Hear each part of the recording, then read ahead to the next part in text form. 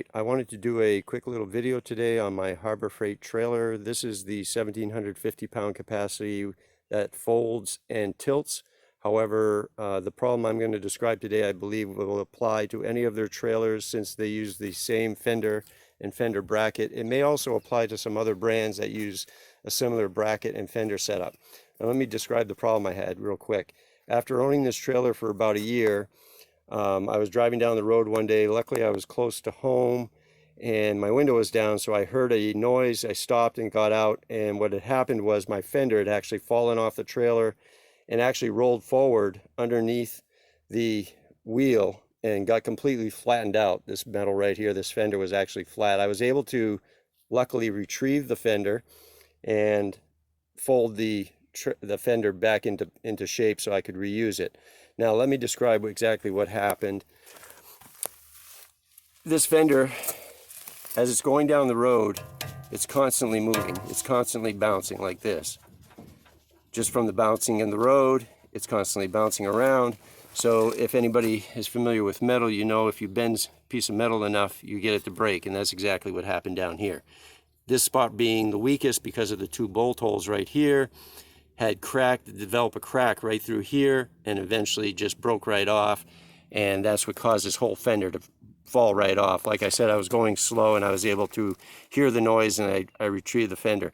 So what I did is I welded this back together again. You can see I welded this right where it broke, and I was able to reattach it to the trailer. However, I didn't want this to continue happening, and again, you can see that's what's happening going down the road all the time.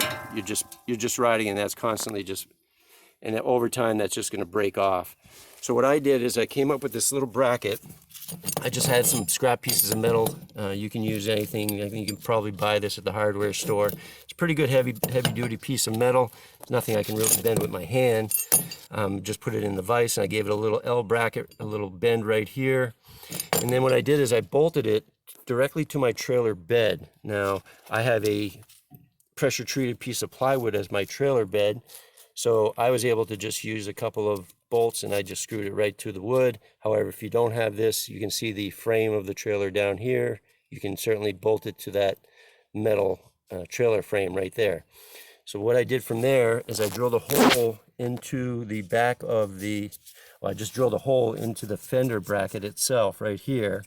You can see the hole I drilled through it, lined up these two holes, and I have this bolt. Now this is a just a pan head, I believe they call it, with an Allen head. The reason I use this is you don't want to stick your bolt through this way.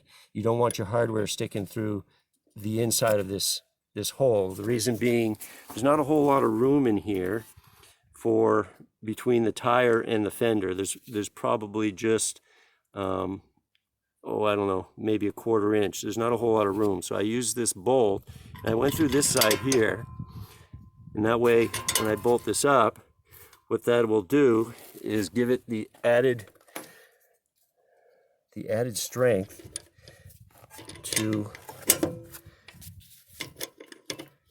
give this fender a little more support, so it'll stop moving around. Just bolt this on here. So once I'm able to tighten this up, what this is going to do, it's going to give this fender the extra support it needs so that it won't shake anymore. And let me show you. If I hit that, if you remember a while ago when I hit that, that was wobbling up and down. That bracket holds that sturdy. I've put many miles on this trailer since I put this extra bracket on, and it's prevented any further cracking or any further issues I've had. So I hope this helps. It's a pretty common fender bracket assembly, I believe, so it might be useful on many different trailers. That's how I fixed it on my Harbor Freight. Thanks for watching.